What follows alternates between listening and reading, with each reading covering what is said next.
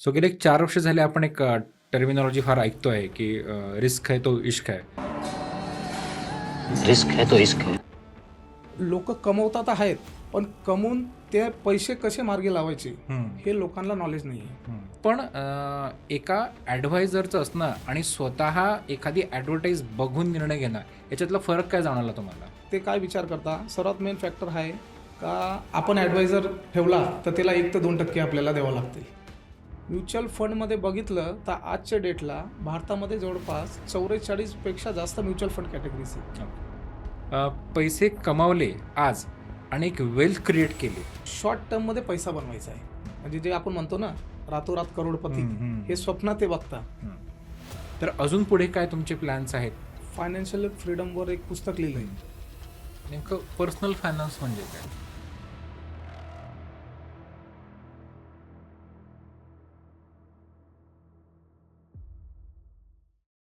नमस्कार सर्वांना. आज मी बऱ्याच दिवसांना तुमच्या भेटीला आलेलो आहे. तर आजच्या आपल्या या वल्ली माणूस पॉडकास्टमध्ये एका नव्या धाटणीच्या विषयाला आपण हात घालणार आहोत. तो म्हणजे फिनान्शियल लिटरसी आणि फिनान्शियल फ्रीडम.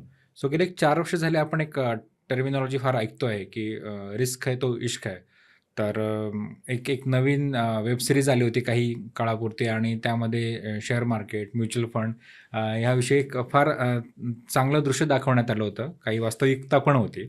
तर आज आपल्यासोबत आहेत ना संदीप पाटील, जे की SP कॅपिटल ॲडवायझर फर्मचे एक संस्थापक आहेत. तर या विषयावरती आम्ही भरपूर गप्पा मारणार आहोत. कारण बरेचदा काय होतं, फिनान्शियल फ्रीडम आणि फिनान्शियल लिटरसी ह्या विषयावरती फार कमी बोलल्या जातं, जो की सर्वात महत्त्वाचा पार्ट आहे आपल्या आयुष्यामध्ये. तर आणि आत्ता तर एवढं छान गोष्ट घडते की अगदी कमी वयात देखील फिनान्शियल लिटरसीचे धडे लहान मुलांना दिल्या जातात. इव्हन माझ्या मुलाला पण दिला जातो की फिनान्शियल लिटरसी म्हणजे काय, आर्थिक साक्षरता म्हणजे काय, आर्थिक स्वातंत्र्य म्हणजे काय. सो ह्या टर्मिनॉलॉजी आत्ता अगदी कमी वयात आपण ऐकतो आहे, अनुभवतो आहे. तो एक चांगलं सकारात्मक वातावरण ह्या संदर्भात आता तयार होत आहे आणि होत राहील. आणि खूप छान गोष्ट पण आहे की आपण कमवतो आहे, पण त्याची योग्य ती गुंतवणूक होणंही फार महत्त्वाचं आहे. आणि बऱ्याच काळापासून आपण एक जनरेशन गॅप पण आयडेंटिफाय करतो आहे की आपले आई वडील असतील, तेव्हा त्यांनी एक ट्रेडिशनल पद्धत असेल त्यांच्या काळात गुंतवणुकीची, जसे काही LIC असतील, नंतर FD असेल, RDद्वारे ते त्यांची गुंतवणूक करतात. पण नव्या काळात हे ट्रेडिशनल टूल तर आहेत, पण काहीतरी नव्या संधी देखील आता मार्केटमध्ये येऊ घातलेल्या आहेत. म्युच्युअल फंड्स असतील, नंतर बरेच टर्मिनॉलॉजी त्या संदर्भात आलेल्या आहेत. SIP म्हणजे काय, SWP म्हणजे काय. सो असा पूर्ण असा हा जो महाकुंभ आहे इन्व्हेस्टमेंटचा, आज आपण या विषयाला हात घालणार आहोत. तो मी संदीप पाटील यांचं आज सहर्ष स्वागत करतो या पॉडकास्टमध्ये. तर आज आपण खूप साऱ्या टर्मिनॉलॉजी सामान्य माणसांना, पर्टिक्युलरली मध्यमवर्गीय लोकांना ज्या माहीत नाहीत, तर आपण त्या विषयाच गप्पा मारूयात. तर सर्वात आधी विषयाला सुरुवात करताना नोकरी ते एक इन्व्हेस्टमेंट फर्मचा डायरेक्टर, हा प्रवास कसा होता? सर्वात अगोदर मी वल्ली माणूस पॉडकास्टचे अमोल सर यांना धन्यवाद करतो का त्यांनी मला खूपच छान जो विषय आहे, हा जो आजकाल लोकांमध्ये खूप म्हणजे अनुभवला जात नाही आहे, म्हणजे फायनान्शियल फ्रीडम झालं किंवा फायनान्शियल लिटरसी झालं. तर मला खूपच छान वाटला हा विषय तुम्ही जो घेतलेला आहे लोकांमध्ये. तर मी संदीप पाटील, मी नाशिकला असतो आणि माझी म्युच्युअल फंड डिस्ट्रीब्युशन फर्म आहे, जे मी SP कॅपिटल ॲडवायझर्सच्या नावाने रन करतोय. ओके. आणि हा प्रवास म्हणजे असा चालू झाला सर, का मी ऑन द जॉब होतो. म्हणजे मी 2014 साली एका फार्मा कंपनी जॉबला लागलो. मग जॉब करत असताना ॲक्च्युली माझं जे बॅकग्राऊंड होतं ते फार्मा फील्डचं होतं. माझं पोस्ट ग्रॅज्युएशन हे कराड गव्हर्नमेंट कॉलेजहून मी पोस्ट ग्रॅज्युएशन केलं. आणि जेव्हा मी इन्व्हेस्टमेंट स्वतः चालू केली, इन्व्हेस्टमेंट चालू करताना मला फायनान्शियल लिटरसी नव्हती अगोदर. का इन्व्हेस्टमेंट काय असते, आपण कुठं गुंतवणूक करायचं, या गोष्टीबद्दल नॉलेज अजिबात नव्हतं. पण अगोदर मी या गोष्टींचे सेमिनार्स अटेंड केले, अभ्यास केले, काही पुस्तकं वाचले, जसं रिच डॅड पुअर डॅड हे पुस्तकं वाचले. त्या पुस्तकाच्या माध्यमातून मी एक नॉलेज अगोदर घेतलं. ओके. मग नॉलेज घेताना मी स्वतःची हळूहळू इन्व्हेस्टमेंट चालू केली. मग मी आधी बघितलं का स्टॉक मार्केट कसं असतं, परत म्युच्युअल फंड काय असतं, स्टॉक मार्केटमध्ये रिस्क काय असते, शेअर्स कसे खालीवर होता. मग त्या माध्यमातून मी अगोदर बिगिनर होतो, त्यामुळे मी स्टॉक मार्केटकडे न वळता मी आधी म्युच्युअल फंडकडे गेलो. ओके. म्हणजे म्युच्युअल फंडमध्ये थोडी रिस्क कमी असते, थोडं डायव्हर्सिफिकेशन असतं, त्यामुळे म्युच्युअल फंडमध्ये गेलो.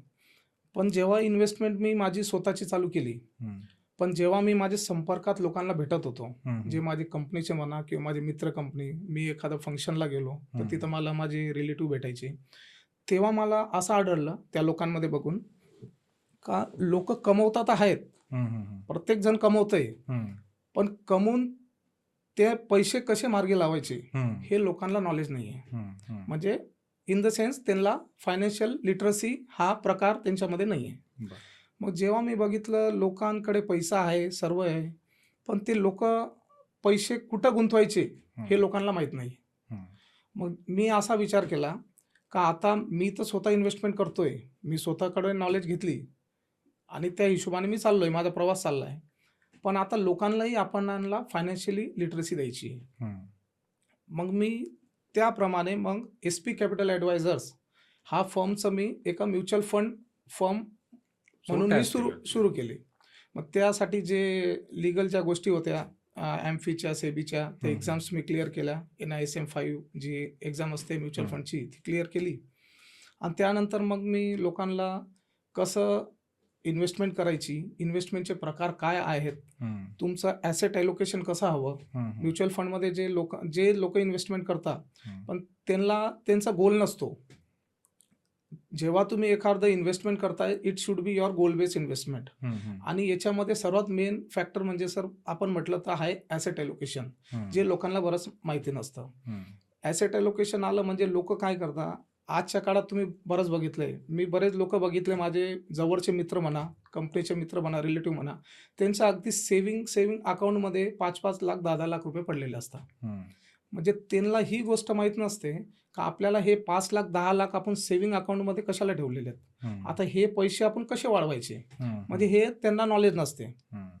आणि दुसरं असं म्हटलं तर जे लोकांना फायनान्शियल प्लॅनिंग आहे, फायनान्शियल प्लॅनिंगबद्दल लोकांना माहीत नव्हतं. ठीक आहे. म्हणजे फायनान्शियल प्लॅनिंग आपण म्हटलं तर सर्वात अगोदर आपण म्हणतो बजेटिंग. लोकांकडे पैसे येतात, जे कमवता महिन्याला पगार येतो, पण तो पगार कसा खर्च करायचा हे लोकांना माहीत नाही. लोक काय करतात, पगार आला म्हणजे तो फक्त उडवायचा. जी आपली जी रूल आहे, जे इंडियन मनी रूल आहे ते फॉलो करत नाही लोक.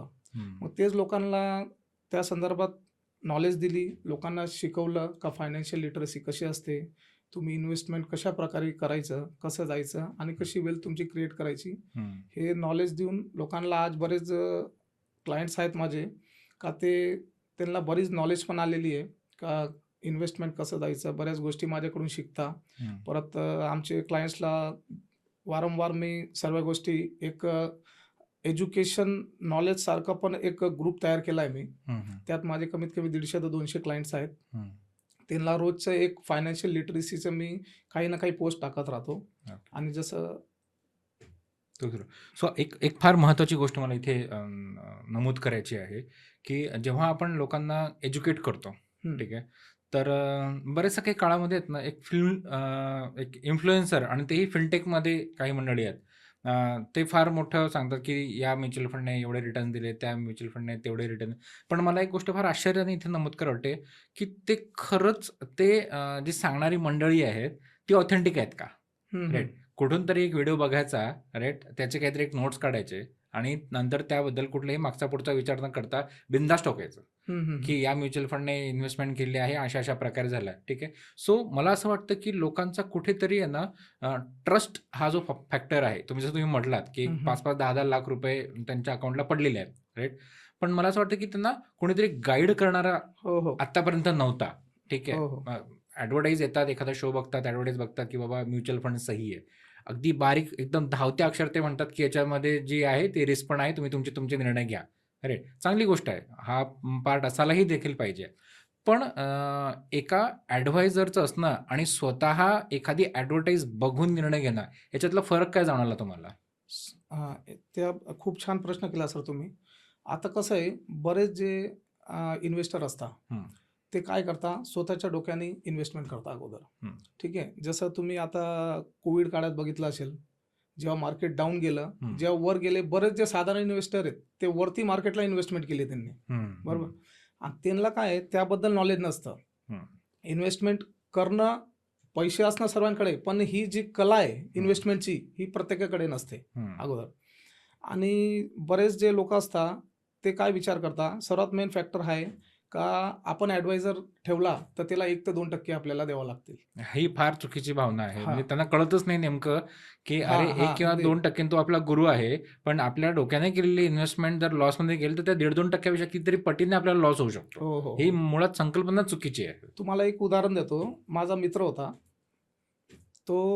मी एका फंक्शनला गेलो.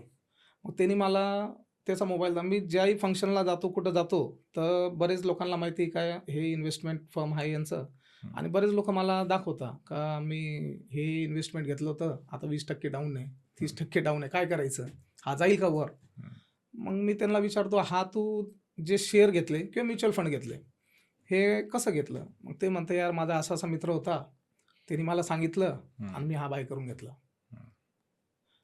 मग इथं जे इन्व्हेस्टर आहेत, जे बिगिनर्स, ते इथंच चूक करतात. म्हणजे YouTube डॉक्टर्स भरपूर आहेत या क्षेत्रात. हो. टिप्स असतात, WhatsAppला टिप्स असतात, टेलिग्रामला टिप्स येतात, काही मित्र सांगतात, काही टीव्हीमध्ये येतं का हा स्टॉक एवढा पडला आहे, मग फोमो जो असतो लोकांना, फिअर ऑफ मिसिंग आउट, याच्यामध्ये पडतात लोकं. आणि त्यामुळे काय करतात, तो स्टॉक बाय करून घेतात. आणि तो स्टॉक ज्या दिवशी त्यांनी बाय केलेला असतो, तिथं जे स्मार्ट इन्व्हेस्टर असतात, ते सेलिंग चालू करतात. म्हणजे आपल्याला एंट्री आणि एक्झिट हा पार्ट जो बिगिनर असतो, जो नवीन इन्व्हेस्टर असतो, या गोष्टी त्याला माहीत नाही. मग त्यानंतर तो स्टॉक येतो खाली किंवा म्युच्युअल फंड येतं खाली. मग तेव्हा तो रडत बसतो, का "अरे यार, मी एवढी इन्व्हेस्टमेंट केली होती आणि माझे 10-20%, 40% खाली गेली. मग काय करायचं?" मग त्याला जेव्हा विचारलं जातं, "तू हे स्टॉक कसा घेतला, कसा घेतला?" मग त्यावेळेस तो सांगतो, "मित्रांनी सांगितलं, मी या चॅनलमधून बघितलं, WhatsAppमधून बघितलं." म्हणजे इन द सेन्स टिप्स घेऊन तो इन्व्हेस्टमेंट करतो. मग टिप्स घेतल्यामुळे काय आहे, ती इन्व्हेस्टमेंट जाते खाली आणि तो काय करतो, घाबरून ते पैसे काढून टाकतो. Ultimately he will book his loss. म्हणजे तो लॉस बुक करून बसतो आणि नंतर म्हणतो काय investment, stock market, mutual fund हा एक सट्टा आहे. म्हणजे हा आपला साधारण माणसासाठी नाही बनलेला आहे, हा फक्त श्रीमंतांसाठी आहे. पण मला हे सांगायचं आहे का तुम्ही एक योग्य म्युच्युअल फंड ॲडवायझर किंवा एका स्टॉक ॲडवायझर म्हटलं, तो योग्य ॲडवायझर निवडला आणि त्याच्याकडे तुम्ही तुमचा पोर्टफोलिओ डिझाइन केला, तर कदाचित तुम्हाला काही बघायची गरज नसते. तो जो मॅनेजर असतो, फंड ॲडवायझर असतो किंवा म्युच्युअल फंड डिस्ट्रिब्युटर असतो, जसं आम्ही तेच करतो. जेव्हा आमच्याकडे क्लायंट येतात, तो क्लायंट तेव्हा आम्ही अगोदर क्लायंटची पूर्ण हिस्ट्री बघतो. आल्यावर जे एखादा क्लायंट आला आमच्याकडे, तर आम्ही पूर्ण हिस्ट्री बघतो त्याची, का तुमचा मंथली इन्कम किती आहे, त्यातलं तुमचा एक्सपेन्स काय आहे, ठीक आहे. परत तुम्ही किती इन्व्हेस्टमेंट करू शकता. मग त्यानुसार आम्ही त्याचा पोर्टफोलिओ डिझाइन करतो. आणि पोर्टफोलिओ हा डिझाइन म्हणजे इन द सेन्स आम्ही गोल बेस प्लॅनिंग करतो. समोरच्या जेव्हा येतो, एखादा क्लायंट आला, त्याने सांगितलं मला रिटायरमेंटसाठी फंड तयार करायचं आहे, मग आम्ही त्याला त्यानुसार फंड तयार करतो त्याचं. एखादा आला, मला मुलांचं शिक्षण आहे, त्यांचं लग्न आहे, ठीक आहे. एखाद्याला घर घ्यायचं आहे, 5-10 वर्षात घर घ्यायचं आहे त्याचं स्वतःचं, तर त्यानुसार आम्ही जे गोल बेस असतं लोकांचं, त्यानुसार डिझाइन करतो. मग हेच मी सांगू इच्छितो लोकांना, का तुम्ही स्वतःच्या डोक्याने इन्व्हेस्टमेंट करून किंवा दुसऱ्याचं करून, ऐकून, तर तुम्ही लॉस करून बसता. एक तर तुम्ही फायनान्शियली लिटरसी घ्या. तुम्ही इन्व्हेस्टमेंट करताय, तर अगोदर त्याचं नॉलेज घ्या. म्युच्युअल फंड कसं काम करतं, म्युच्युअल फंड कॅटेगरीज किती आहे. आता म्युच्युअल फंड म्हटलं लोकांना, तर त्यांना असं वाटतं म्युच्युअल फंडमध्ये एक इन्व्हेस्टमेंट आहे. पण साधारण बघितलं तर म्युच्युअल फंड हा फक्त एक टर्म नाही आहे. म्युच्युअल फंडमध्ये बघितलं तर आजच्या डेटला भारतामध्ये जवळपास 44 पेक्षा जास्त म्युच्युअल फंड कॅटेगरीज आहे. हे लोकांना माहीत नाही. आणि दुसरं बघितलं तर 1500 पेक्षा जास्त म्युच्युअल फंड आहेत नॅशनल. आणि इंटरनॅशनल बघितलं तर 15,000 पेक्षा जास्त इंटरनॅशनल फंड्स आहेत. मग मला हेच सांगायचं आहे का तुम्ही जेव्हा इन्व्हेस्टमेंट सुरू करताय, तेव्हा एक तर त्याचं नॉलेज घ्या.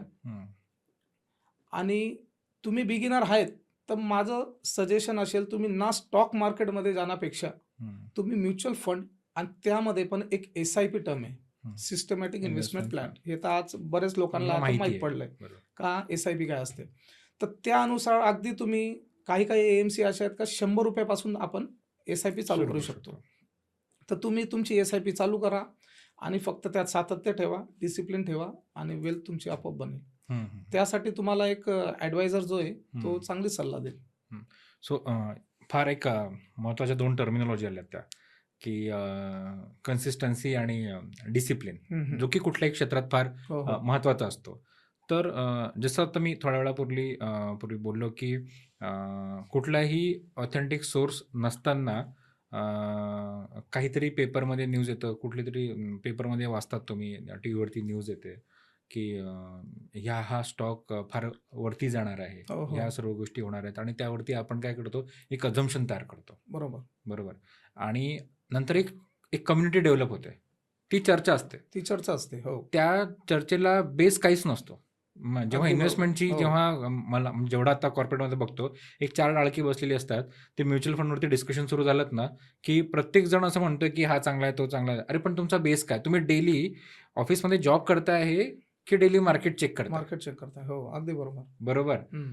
तर फायनान्शियल ॲडवायझरचं कामच मुळात ते असतं, तेच असतं. की तो सकाळपासून संध्याकाळपर्यंत महिनोमहिने पूर्ण त्याचा पोर्टफोलिओ तो चेक करत असतो. सो ॲडवायझर का नेमावा? तर त्याच्यासाठी, कारण तो त्याचं काम करतोय. राइट. तुमचं काम आहे, की एक चांगली पैसे कमावणे आहे आणि त्याच्या हातात तुम्ही हँडओव्हर करू द्या. भारताला तशी गुरु शिष्याची परंपरा लाभलेलीच आहे. हो, हो. राइट. तर तुम्ही 1.5-2% साठी न बघता एक चांगला फायनान्शियल ॲडवायझर जर समजा दिला, तर तुमचं ग्रेट वेल्थ मॅनेजमेंट क्रिएट करून देतो. नक्की, नक्की. राइट. सो जेव्हा तुम्ही लोकांकडे अप्रोच करता संदीपजी, तेव्हा तुम्हाला असं वाटतं, की लोकं तुमचं नॉलेज एकदा चेक करतात, की तुम्ही खरंच तेवढे कॅपेबल आहात किंवा नाही? हो, कारण हो. आपल्या इथं फार ही संकल्पना आहे, की तुझ्यापेक्षा आपल्याला जास्त माहिती असतं. ठीक आहे. म्हणजे एक फार गर्वाचं सांगतात, की "अरे, तुम्हाला याबद्दल कल्पना नाही. पण तुम्हाला हे माहिती आहे का? ते माहिती आहे का?" पण त्याचा सोर्स हा ऑथेंटिक नसतो. नसतो. ठीक आहे. तर असे काही अनुभव आलेत का? हो, आलेले आहेत. जेव्हा मी म्युच्युअल फंड चालू केलं, हं. डिस्ट्रिब्युशनचं जेव्हा चालू केलं, तेव्हा मी जे क्लायंट्सकडे जायचो, भेटायचो त्यांना इन्व्हेस्टमेंटबद्दल. तर सर म्हणायला गेलं तर जे इन्व्हेस्टमेंट म्हटली, तर हा पैशांचा खेळ आहे. बरोबर. आणि अगदी. पैसे आले म्हणजे लोकांना इमोशनल आहे तिथं. हं, इमोशनल असतात हं. पैसे म्हटलं अगदी का. बरोबर. आणि इन्व्हेस्टमेंट करायची म्हटली, तर लोकं पूर्ण चौकशी करतात. हं, का समोरचा याला किती अनुभव आहे, हं, याला किती नॉलेज आहे, याच्याकडे किती क्लायंट बेस आहे, याचा AUM किती आहे, या हं. सर्व गोष्टी बघता. मग जेव्हा सुरुवातीला मी चालू केलं, तेव्हा पण बऱ्याच गोष्टी मला अडचण आल्या होत्या. का लोकांना समजवायचं कसं हं, हं, हं. अगोदर. आपल्याकडे लोकांना म्हणजे जे टर्मिनॉलॉजीज आहेत, बरं. त्या खूप कठीण आहेत. हं, त्या काही गोष्टी लोकांना कळत नाही अजूनही. मग त्या लोकांना समजवायचं कसं? इन्व्हेस्टमेंटबद्दल कसं समजवायचं? म्युच्युअल फंड काय असतात? मग या गोष्टी सुरुवात करताना मला थोड्या अडचणी आला. लोकांना समजायचं नाही. मग त्यांना सर्व समजवलं का इन्व्हेस्टमेंट काय असते? तुमचं रिस्क असेसमेंट काय असतं? तुम्ही हं, ॲलोकेशन कसं करायचं? हं, परत तुम्ही गोल बेस्ड इन्व्हेस्टिंग कशी करायची? हं. या सर्व गोष्टी हळू-हळू लोकांना शिकवलं. मग त्यांना कळायला लागलं का इन्व्हेस्टमेंट पार्ट हा आपण वेगळ्या विचाराने जायचो. का हो. इन्व्हेस्टमेंट म्हणजे फक्त एफ-डीज असते. हं, फक्त इन्शुरन्सच लोकांना तो पण गैरसमज आहे आज. का इन्व्हेस्टमेंट आणि इन्शुरन्स हं, हे हे दोघांना लोकं एकच समजतात. हं, का इन्शुरन्स आणि इन्व्हेस्टमेंट हे दोघं एकच आहे. पण ॲक्चुअली हे दोघं टर्म हे वेगळे आहेत. हं. आहे ना? तर ह्या गोष्टी लोकांना सांगितल्या. मग सांगितल्यामुळे लोकांना कळायला लागलं. मग कळायला लागलं तर लोकांना विश्वास बसायला लागला. हं. त्यांचं जसं प्लॅनिंग केलं त्यानुसार त्यांना रिटर्न जसे भेटताय, मिळायला लागले. तर त्यानुसार ते सॅटिस्फाईड आहेत आज. हं. का तर मला अजून एक प्रश्न इथं फार प्रकर्षाने विचारायचा आहे, की तुम्ही गेले एक 8 ते 10 वर्ष या क्षेत्रामध्ये आहात. तर म्हणजे अगदी कोविडच्या आधीपासून तुम्ही या क्षेत्रात हं. काम करताय, राइट? तर ह्या 10 वर्षाच्या प्रदीर्घ अनुभवामध्ये लोकांची मेंटॅलिटी कशी बदलली? ती सकारात्मक दृष्टीने बदलली, की अजूनही आहे तिथेच आहेत? किंवा एखादी अशी एक भली मोठी न्यूज छापून येते आणि त्यानंतर तुमचे अचानक फोन कॉल वाढायला लागतात. हं, असे हं. काही अनुभव आलेत का? हो, आलेत सर. आता कसं आहे माहिती आहे का सर? आता जसं आम्ही एखाद्याला म्युच्युअल फंड सेल केलं, हं, तर जेव्हा ते खाली जातात, हं, तर ॲक्चुअली आम्हाला फोन येतात, का सर तुम्ही म्युच्युअल फंड दिले होते, हा हं, स्टॉक दिला होता आणि तो 5% 10% खाली आला. हम्म. तर त्यावेळेस आम्ही त्यांना काउन्सिलिंग करतो. Okay. Main part mutual fund डिस्ट्रीब्युटरचा हाच आहे का हम्म. ज्या वेळेस काही चुकीची घटना होतात, जसं वॉर सिच्युएशन आहे. बरोबर. आता वॉर सिच्युएशनमध्ये लोकांचे पोर्टफोलिओ बरेच निफ्टी तुमचं 10 ते 12% डाऊन आले, हम्म. पोर्टफोलिओ खाली आलेले. तर लोकांचे फोन येतात का सर आमचे 10 ते 12% 15%नी म्युच्युअल फंड खाली आलं, स्टॉक्स खाली आले. मग त्यावेळेस आम्ही लोकांना ह्याच गोष्टी समजवतो हम्म. का ज्या वेळेस आपण म्युच्युअल फंड चालू केलं होतं हम्म. हम्म. तर आपण एक गोल सेट केला होता. अगदी बरोबर. ठीक आहे. जेव्हा मला सांगितलं का मला 5,000ची SIP चालू करायची आहे माझ्या मुलाच्या शिक्षणासाठी. ठीक आहे. मग त्याला आपल्याला वेळ आहे 10 ते 15 वर्ष. बरोबर. मग ज्या वेळेस तुम्हाला 10 ते 15 वर्षाचं गोल तुम्ही सेट केला आहे मुलाच्या शिक्षणासाठी, तर ऑब्व्हियसली हे जे इन्व्हेस्टमेंट आहे ते हम्म. तुम्हाला आता बघायची गरज नाही. हम्म. हम्म. म्हणजे लोकांमध्ये काय आहे, जी एज्युकेशन आहे हम्म. ते तर वाढलंय सर. पण जे एक आउटलुक आहे, मार्केट कसं चालतं, हम्म. हम्म. परत अप अँड डाऊन्स काय येतात मार्केटमध्ये, हम्म. हम्म. ठीक आहे. ते अजून लोकांना मला असं वाटतं की लोकांना अजून माहिती नाही. माहिती नाही. ॲग्री. लोकांना जिथं फोकस करायचा आहे तिथं लोक अजूनही फोकस करत नाही. हम्म. हम्म. म्हणजे तुम्ही इन्व्हेस्टमेंट करता, हम्म. ठीक आहे. तुमचे इन्व्हेस्टमेंट करताना 3 सोर्स आहेत. एक तुमचा पैसा आहे, हम्म. एक वेळ आहे हम्म. आणि एक रिटर्न आहे. हम्म. या 3 गोष्टी असतात. तर लोकांच्या हातात जे आहे ते लोक ते बघत नाही. म्हणजे तुमच्या हातात आहे तुमची इन्व्हेस्टमेंट हम्म. आणि तुमची वेळ. हम्म. ह्या 2 लोकांच्या हातात असतात. बरं.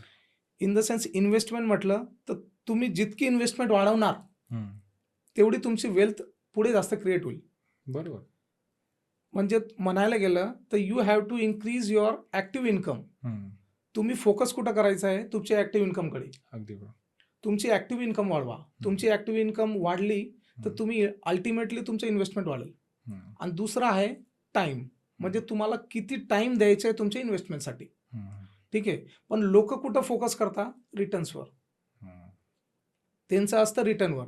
पण लोकांना जिथं फोकस करायचं आहे म्हणजे तुमचा इन्व्हेस्टमेंट म्हणा आणि टाईम म्हणा तिथं सोडून ते फोकस करतात रिटर्नवर. हम्म. आणि रिटर्न तर लोकांच्या हातात नाही आहे, ते तर शेवटी मार्केटच्या हातात आहे. बरोबर. मग जिथं तुम्हाला फोकस करायचं आहे माझं हेच म्हणणं आहे का तुम्ही ॲक्टिव्ह इन्कम वाढवा, तुमची इन्व्हेस्टमेंट वाढवा आणि हम्म. तुम्ही जो गोल सेट केला आहे तुमचा हम्म. त्या गोलानुसार चाला. हम्म. 10 वर्ष 15 वर्ष जी आहे आणि कंपाऊंडिंग त्याचं काम करतं आणि जे मार्केट आहे ते त्याचं काम करेल रिटर्न द्यायचं. सो इथे संयम प्लेज अन व्हेरी इम्पॉर्टंट रोल. Yes, इथं yes. पेशन्स फार हाच महत्वाचा महत्वाचा आहे. असतो. लोकांमध्ये पेशन्सच नाही आहे. हम्म. त्यामुळे लोक मार्केटमधून पैसे बनवत नाही आणि लोक म्हणतात हे आपला गेम नाही मार्केट, आणि हम्म. तिथून बाहेर पडून जातात. हम्म.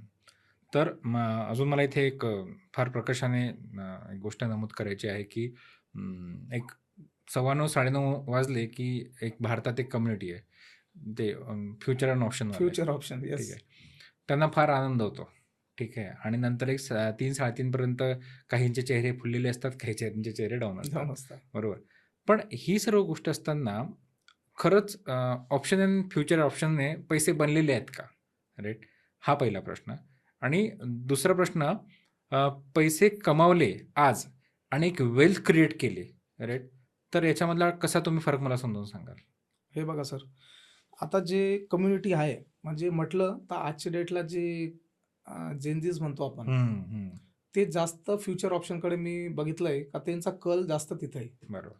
म्हणजे त्यांना शॉर्ट टर्ममध्ये पैसा बनवायचा आहे. हम्म. म्हणजे जे आपण म्हणतो ना रातोरात करोडपती, हम्म. हम्म. हे स्वप्न ते बघता. हम्म. ठीक आहे. पण जे जुने लोक म्हणत गेलेत, हम्म. आपले जे जुने लोक होते का जे पेशन्स असतो, हम्म. जे सातत्य असतं, हम्म. जे मेहनत असते, त्याच्यानेच तुम्ही साध्य करू शकता सर्व बरोबर. गोष्टी. अगदी बरोबर. पण जे आत्ताचे काळचे जे पिढीचे मुलं आहेत, जेनझी जे म्हणतो आपण, तर त्यांना शॉर्ट टर्म पैसा कमवायचा आहे म्हणून ते कुठं घुसता फ्युचर ऑप्शन्समध्ये. त्यांना सांगितलं का म्युच्युअल फंड कर, SIP कर, तर त्यांना वाटतं 5-10 वर्ष कोण कोण थांबेल, 10 वर्ष कोण थांबेल. त्यामुळे त्यांना ही सिस्टमच पटत नाही आणि ते घुसता फ्युचर ऑप्शन्समध्ये. आता तुम्ही सेबीचा अगर रेकॉर्ड काढला या वर्षाचा, तर सेबी असं म्हणते का 100% फक्त हार्डली 1.5 ते 2% लोकच फ्युचर ऑप्शनमध्ये पैसे कमवत आहे, बाकी 98-99% लोक गमवत आहे. फ्युचर ऑप्शन म्हटलं सर, तर हे एक ट्रान्झॅक्शन मशीन आहे. बरोबर, ॲग्री. तुम्ही सकाळी बसता, हं, 9:15ला बसले, तुम्ही एखादा ट्रेड घेता. एक तर तुमचा पॉझिटिव्ह ट्रेड पडेल किंवा निगेटिव्ह पडेल. हं, एक तर तुम्ही पैसे कमवून बाहेर पडणार किंवा हं, लॉसमध्ये बाहेर पडणार. हं, म्हणजे तो झाला तुमचा दिवसाचा ट्रान्झॅक्शन. हं, ठीक आहे. आणि इन्व्हेस्टमेंट म्हटलं, ती आहे संपत्ती बनवायची मशीन. हं. इन्व्हेस्टमेंटमध्ये तुमची वेल्थ क्रिएट होते आणि फ्युचर ऑप्शनमध्ये फक्त मनी ट्रान्झॅक्शन होतंय तुमचं. हं. हेच सांगू शकतो मी म्हणजे बस. हा फार मोठा गैरसमज आहे. म्हणजे हं. पुन्हा एकदा आपण याच्यावरती आलेलो आहे, की फायनान्शियल लिटरसी. बरोबर. आता हे आर्थिक असाक्षरता, हं, त्यांना हं. त्याबद्दल काही खरंच काही हे कळत नाही आणि आता तो ट्रेंड पण चालला आहे, जेव्हा आपण म्हणतोय. तर अजून एक मला गोष्ट इथे नमूद करायची आहे, की जेन्झीच्याच बाबतीत असेल ती, की यदाकदाचित त्यांच्या आई-वडिलांनी एक संयमाने एल-आय-सी काढली असेल, आर-डी काढली असेल, पी-पी-एफ असेल, पी-पी-एफ. पी-एफमध्ये काही त्यांचे हो, पैसे हो. असेल, तर ते बनवायला त्यांना एक जवळपास 10 ते 15 वर्षाचा कालावधी गेला. हो, अगदी बरोबर. बरोबर, ठीक आहे. आत्ता असं झालंय, की मी बऱ्याच घरांमध्ये एक आर्थिक गोष्टींवरनं बरेच असे वाद होतात, ठीक हं, आहे, हं. डिस्कशन्स होतात, की "आई-बाबा तुम्ही तुमच्या वेळेस तेव्हाचे ते टूल्स होते." बरोबर. ठीक आहे. आत्ताचे टूल्स आमच्या काळात एस-आय-पी आहे, एस-डब्ल्यू-पी आहे, म्युच्युअल फंड असतील, म्युच्युअल बॉन्ड्स असतील, बॉन्ड्स आहेत. राइट. याच्यावरनं एक थोडासा एक गॅप तयार होतो, हं, राइट. हं. जेव्हा तुम्ही तुमच्या क्लायंटला भेटता, जेव्हा एका कुटुंबासोबत जेव्हा तुमची चर्चा होते, हं, ठीक हं. आहे. तेव्हा अशा चर्चांना तुम्ही कधी सामोरे गेला? हो सर, गेलोय मी. आता जसे माझ्याकडे काही क्लायंट आहेत, जे 40शीचे असतात, हं, 50 अबोव्ह असतात. हं, मग त्यांना या गोष्टी सर्व एक्सप्लेन करावं लागतं मला अगोदर. हं. आता ज्यावेळेस तुम्ही त्या काळात इन्व्हेस्टमेंट करायचे, एफ-डीज होती, इन्शुरन्स प्लॅन होता, ठीक आहे. पण त्यावेळेस काय होतं सर, अगोदर फक्त एल-आय-सीच चालायची. बरोबर. आपण म्हणतो. लोकांना दुसरं काही माहीत नव्हतं. हं, जे एल-आय-सीचे प्लॅनर असायचे, ते लोकांना एल-आय-सी देऊन द्यायचे. हं, म्हणजे लोकांना माहीत नव्हतं ॲक्चुअली का इन्शुरन्स आणि इन्व्हेस्टमेंट हे काय असतं. त्यांना वाटायचं एल-आय-सी केली म्हणजे हे आपलं झालं इन्व्हेस्टमेंट. ठीक आहे. पण आताच्या काळात म्हणजे मला तेच लोकांना समजावं लागतं का तुम्ही जेव्हा इन्व्हेस्टमेंट आता चालू करताय, ह्या हं, ज्या गोष्टी होत्या या सर्व ट्रॅडिशनल होत्या. हं, ठीक आहे. तो काळ आता गेलाय. तुम्ही जेव्हा एल-आय-सी करायच्या, तुम्ही एखाद्या एल-आय-सीवाल्याला विचारा पर्सनला का आपण एल-आय-सी करतोय तर ही आम्हाला किती रिटर्न देईल? तो तुम्हाला कधीच सांगू शकत नाही. म्हणजे इव्हन दो ती जी एल-आय-सी तुमची, ती इन्फ्लेशनला पण बीट नाही करत. अगदी बरोबर. ॲग्री. ठीक आहे. आणि लोकं सेव्हिंगमध्ये पैसे ठेवायचे, एफ-डी ठेवायचे, आर-डी ठेवायचे. ठीक आहे. तो त्यावेळची काळचं म्हटलं तर हां, त्याला त्यावेळेस दोष देता इन्व्हेस्टमेंट येणार नाही नव्हता. आपल्याला. हां. बरोबर. त्यावेळेस टूल्स नव्हते. हं, जे आता म्युच्युअल फंड झालं, स्टॉक मार्केट झालं, या लोकांना माहिती नव्हतं त्यावेळेस. मग त्यामुळे आपण त्यांना काही बोलू शकत नाही. हं, त्यांनी त्यावेळेस जे केलं ते खूप छान केलं. हं. त्यांच्या काळात. एक्झॅक्टली बरोबर. हां. मी तेच म्हणतोय. त्यांच्या काळात त्यांनी जे केलं ते आणि खूप त्याला छान केलं. संयमाची जोड होती. हां. आणि ते पेशन्स होता त्यांच्यामध्ये आणि एक हं, डिसिप्लिन होती. ठीक आहे. त्यांनी केलं ते व्यवस्थित केलं. पण आताचा जो काळ आहे, हं, आताचा काळ चेंज झालेला आहे. इन्फ्लेशन वाढलंय. तुम्ही आज मार्केटमध्ये बघायला गेले तर एज्युकेशन झालं. हं. तुम्ही मेडिसिन सेक्टर म्हणा, हॉस्पिटल सेक्टर म्हणा, याचं कमीत कमी 7 ते 10% पर्यंत इन्फ्लेशन गेलंय. बरोबर. महागाई वाढते. त्यामुळे जो तो काळ होता, तुम्ही एफ-डीमध्ये करायचे, आर-डीमध्ये करायचे, तेव्हा तुमचं इन्फ्लेशन रेट कमी होतं. हे सर्व कॉस्ट एव्हरेजिंग सर्व कमी होत्या. ठीक आहे. पण आताच्या काळात काय झालंय, सर्व गोष्टी वाढल्या आहे. हं, हं. तर तुम्हाला पण कुठं चेंज होणं गरजेचं आहे. हां, म्हणजे बदल हा गरजेचा आहे. आहे. हो. हं, ज्या तुम्ही इन्व्हेस्टमेंट करत होत्या, ते तर ठीक होतं. पण आता तुम्हाला चेंज करावं लागेल. हं, तुम्हाला इन्फ्लेशन बीट करायचंय. हं, तुम्हाला तुमचे पैसे वाढवायचे आहेत. हं. मेन म्हणजे इथं आपल्याला पैशांची ग्रोथ करायची आहे. बरोबर, ठीक बरोबर. आहे. तुम्ही आजच्या डेटला एफ-डीमध्ये, आर-डीमध्ये किंवा काही याच्यामध्ये पैसे ठेवले, तर ते पैसे काय आहे, ते पैसे तसेच राहतात. तुमचे 6-7% इन्फ्लेशन वाढतंय, म्हणजे ते पैसे म्हणजे फक्त सेव्ह आहे. हं, आपल्याला पैशांना वाढवायचंय. हं, मग हे मी समोरचे जे माझे क्लायंट्स येतात, जे हं. 40, 50, 60 पर्यंत जे असतात ते, मग त्यांना ह्याच गोष्टी समजाव्या लागतात, का जो आधीचा काळ होता, ते फक्त सेव्हिंग म्हणजे ते फक्त पैसे तुमचे वाचवणे. पण आता ती गरज गेली आहे. आता पैसे आपल्याला पैसे वाढवणे. वाढवायचे आहेत. हं, मग पैसे कसे वाढवायचे? तर हं, तुम्हाला काय-काय टूल्स वापरावे लागतील. हं, आता पैसे कुठं पार करावे लागतील का आपली वेल्थ पण वाढेल हं. म्हणजे आपली पैसे जे इन्फ्लेशनला बीट करून आपल्याला रिटर्न्स भेटतील. मग ह्या गोष्टी समजवतो आम्ही क्लायंट्सला, ते समजतं आणि करता इन्व्हेस्टमेंट. Okay, great. तर आपण आता थोडं पुढच्या भागाकडे जाऊया, की नेमकं पर्सनल फायनान्स म्हणजे काय? ही टर्मिनॉलॉजी फारच ऐकल्या जाते आता बरोबर. यूट्यूबवरती आणि याच्यावरती. पर्सनल फायनान्स कसं असतं, कसं असायला पाहिजे? सो याबद्दल मला जाणून घ्यायचं आहे. खूप छान विचारला सर आपण हा प्रश्न. म्हणजे जे लोक आहेत त्यांना पर्सनल फायनान्सबद्दल अजून बरंच माहिती नाही आहे. तर जेव्हा मी ही जर्नी जे माझी चालू केली as a mutual fund distributor, तर माझा उद्देश फक्त म्युच्युअल फंड सेल करणं हा नव्हता.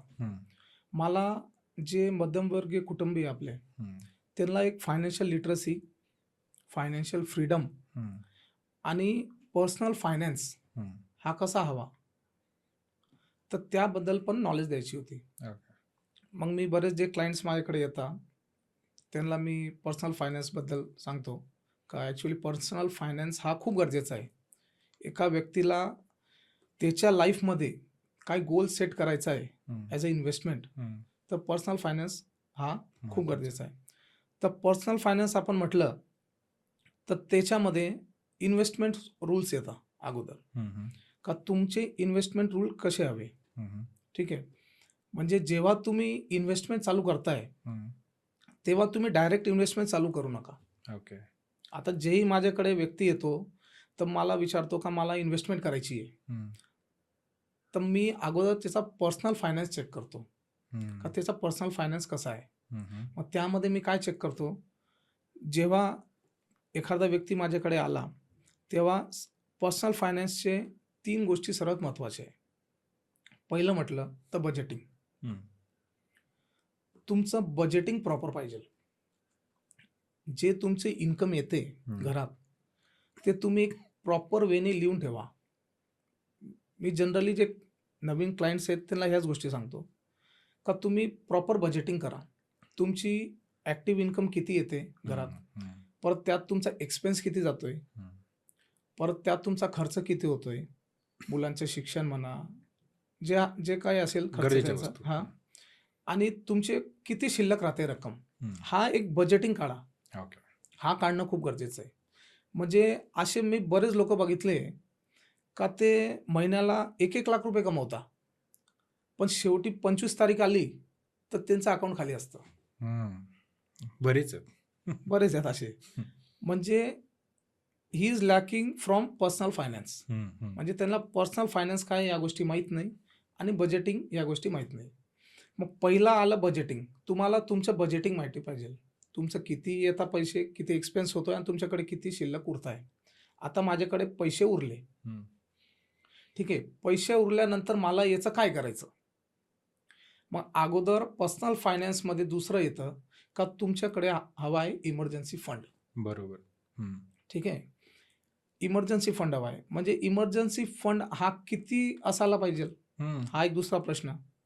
म्हणजे जेवढी तुमच्या मंथली एक्सपेन्स आहे, फॉर एक्झाम्पल आपण पकडलं तुमचा 50,000 रुपये आपला साधारण खर्च आहे घराचा, सर्व पकडलं तर तो ॲटलिस्ट तुमचा 6 महिन्याचा खर्च तुमच्या FD म्हणा किंवा काही लिक्विड फंड म्हणा म्युच्युअल फंडमध्ये, तेवढे ते पैसे तिथं म्हणजे आपण साधारण पकडलं तर 3 लाख रुपये तुमचे ॲज अ इमर्जन्सी फंड साईडला पाहिजे. म्हणजे जी तुमची इमर्जन्सी आली, कधी इमर्जन्सी आपल्याला सांगत नाही केव्हा येईल असं, तर ते पैसे आपण तिथून युटिलाइज करू शकतो. आणि तिसरं आलं ते आहे इन्शुरन्स. इन्शुरन्स पार्ट हा खूप महत्त्वाचा आहे. त्यात आलं तुमचं हेल्थ इन्शुरन्स आणि दुसरं आलं तुमचं टर्म इन्शुरन्स. हेल्थ इन्शुरन्स कशामुळे पाहिजे, आता मी एक माझा मित्र होता त्याचंच उदाहरण देतो. त्याने काय केलं होतं, त्याला मी जेव्हा त्याने इन्व्हेस्टमेंट चालू केली होती 2017ला माझ्याकडून, तेव्हा मी त्याला विचारलं का तू जेव्हा माझ्याकडे कोणी क्लायंट येतं तेव्हा मी सर्व गोष्टी त्याच्या चेक करतो का त्याचा पर्सनल फायनान्स कसा आहे, त्यांच्याकडे इन्शुरन्स आहे का, you are having your 6 months emergency fund हे आहे का तुमच्याकडे. त्यानंतर मी इन्व्हेस्टमेंटकडे येतो त्यांच्या. मग जेव्हा मी त्याला विचारलं का तो म्हणे नाही अजून मला काही गरज नाही आहे काढायची, मी नंतर काढेल, आधी मी इन्व्हेस्टमेंट चालू करतो. मग त्यांनी साधारण 5,000 पासून SIP चालू केली. साधारण 5 ते 6 वर्ष झाले त्याला SIP काढून. साधारण ते 4-5 लाख रुपये, 5-6 लाख रुपये जमा झाले त्यात. मग इन द सेन्स त्याच्या वडिलांचं त्याच्या वडिलांना अटॅक आला. अटॅक आल्यानंतर डॉक्टरने सजेस्ट केलं बायपास करावं लागेल आपल्याला. मग बायपास करायचं म्हटलं तर आजच्या डेटला 2 ते 2.5 लाख रुपये खर्च आहे. 2.5-3 लाख रुपये खर्च आहे. तर त्याने त्याची स्वतःची आणि फॅमिलीची मेडिकल इन्शुरन्स काढला नव्हता.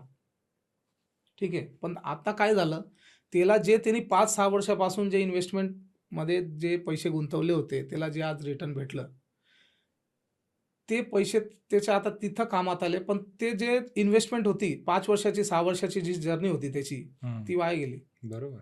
ठीक आहे. मग लोक इथं हेच करतात का लोक इन्शुरन्सला महत्त्व देत नाही. माझं म्हणणं असं आहे, इन्शुरन्स पण तेवढंच महत्त्वाचं आहे. तुम्ही अगोदर तुमचं मेडिकल इन्शुरन्स, टर्म इन्शुरन्स आणि इमर्जन्सी फंड हे करून ठेवा. त्यानंतर आपण इन्व्हेस्टमेंटकडे जातो. मग इन्व्हेस्टमेंट पार्ट आपण त्यांचं जे गोल बेस असतं, जसं गोल ठरवतं, जसं त्यांचं आपण त्या हिशोबाने डिझाईन करतो पोर्टफोलिओ. मग पर्सनल फायनान्स हेच म्हणतो मी का तुम्ही बजेटिंग करा तुमची अगोदर. तुमचा पैसा येतोय, कुठं जातोय हे तुम्हाला कळायला हवं. तुमचा पैसा तुम्ही मेहनतीने कमवताय. दुसरा तुम्ही इमर्जन्सी फंड क्रिएट करा. तुमचं 6 महिन्याचं इमर्जन्सी फंड तुम्ही ठेवा. तिसरं इन्शुरन्स करा असायलाच पाहिजे. आणि त्यानंतर तुमची इन्व्हेस्टमेंट चालू करा. ओके. आता ह्याच्यामध्ये फार तुम्ही एक महत्त्वाचा मुद्दा मांडला की इमर्जन्सी फंड हा असायला पाहिजे. राईट.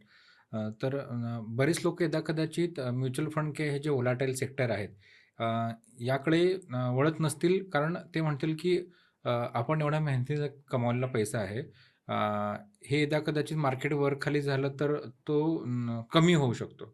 बरोबर. म्हणून आपण काय करावं, आपण तो आपल्या सेव्हिंग अकाउंटला टाकलेला बरा. राईट. पण यदा कदाचित त्याला एक लिमिट पाहिजे असेल की 5 लाख 10 लाख रुपये नंतर तुम्ही वेल्थ क्रिएट कडे जाऊ शकता. बरोबर. राईट. तर मला असं वाटतं की इन्शुरन्स हा असा टूल आहे जो त्यांना यदा कदाचित त्यांनी इन्व्हेस्ट केलेल्या पैशाला जरा जास्त कव्हर देत असेल. तुम्ही साधारणतः एक प्रीमियम सुरू करताय 5,000 10,000 तुमच्या फॅमिलीसाठी, पण त्याचं कव्हर हे साधारणतः 15-20 लाखाचं असतं. ठीक आहे. पण याचा अर्थ असा नाही की 15-20 लाख रुपये तुमच्या अकाउंटला पाहिजे.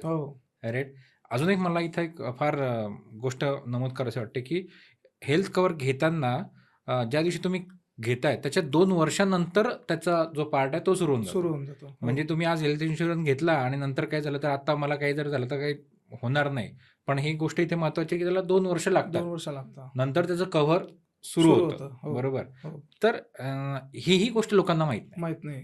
म्हणजे हा एक फार पुन्हा एकदा आर्थिक साक्षरता जे तुम्ही फार चांगल्या प्रकारे करताय की फार कमी लोक असतात. म्हणजे आज आपल्या गप्पा होत्या त्याच्यावर तुम्हाला कळलं की काही टार्गेट आहेत म्हणून आपण करतो आहे. एक ॲड आहे, न्यूजपेपरमध्ये ॲड येतं म्हणून करतात. पण एकदा कधी अक्रॉस द टेबल बसून त्याला नेमकं ह्या गोष्टी कोणी सांगत नाही. ज्या प्रकारे तुम्ही गेले 10 ते 12 वर्ष ही गोष्ट करतात आहेत. तर तुम्हाला असं कधी आठवलं किंवा अशा काही गोष्टी झाल्या की माणसाला नोकरी लागल्याबरोबर त्याची प्रायोरिटी आत्ता काय आहे? राईट. की त्याला आज जॉब लागला तर आणि त्याला तो लगेच तुमच्याकडे जेव्हा म्हणतो तेव्हा त्याचे पहिलं ओपिनियन कसं असतं की मला म्युच्युअल फंडमध्ये जायचं आहे, मला LICमध्ये जायचं आहे, किंवा त्याचं डिस्कशन कसं असतं? आणि तुम्ही जे नवीन आता जॉबला लागणार आहेत किंवा मिडमध्ये आहेत 30-35 मध्ये, त्यांना कसं मार्गदर्शन करणार? मार्गदर्शन म्हणजे असंच असतं सर आपलं का आपण जेव्हा आपल्याकडे क्लायंट येतो, समजून घ्या आता एखादा मुलगा जो जॉबला लागलाय, ठीक आहे, एखादा मिड एजवाला येतो आपल्याकडे, 40 वाला येतो, 50 वाला येतो, ज्या हिशोबाने येतात. मग आपण त्यांना जे इन्व्हेस्टमेंट आहे, जे मी जसं तुम्हाला आधी सांगितलं पर्सनल फायनान्सच्या ज्या गोष्टी सांगितल्या का तुमच्याकडे या 3-4 गोष्टी तर पहिले हवायला पाहिजेच, त्या गोष्टी बास्केटमध्ये ते पाहिजे. मग त्यानंतर मग आपल्याला चालू करायचं इन्व्हेस्टमेंट. मग इन्व्हेस्टमेंट चालू करताना जे गोल असतो समोरच्याचा, त्या गोल बेस अनुसार आणि त्याचा होरिझन किती आहे, किती वर्ष तो थांबू शकतो. जसं आता आपण म्हटलं एखादा नवीन मुलगा आला 25-30 वर्षाचा, त्याला चालू करायचंय म्हणजे त्याचं वय आता तर कमी आहे. बरोबर. मग तो त्याचा जास्त एक्सपोजर जेवढा इक्विटीमध्ये ठेवेल तेवढा त्याला लॉंग टर्मला गेन होईल. ओके. ठीक आहे. हा एक फॉर्म्युला असतो आपला, हं. 100 मायनस युअर एज. हं. ठीक आहे. एखादा 30 वर्षाचा मुलगा माझ्याकडे आला हं. आणि तो म्हणेल मला इन्व्हेस्टमेंट करायची आहे. हं. तर 100 मायनस 30 हं. म्हणजे 70 म्हणजे हं. 70% his money should be invested in equity. Okay. Okay. म्हणजे समजून घ्या एखाद्याला ₹100 इन्व्हेस्ट करायचे आहेत, तर त्यातले ₹70 मी इन्व्हेस्ट करेल त्याच्या इक्विटीमध्ये ओके.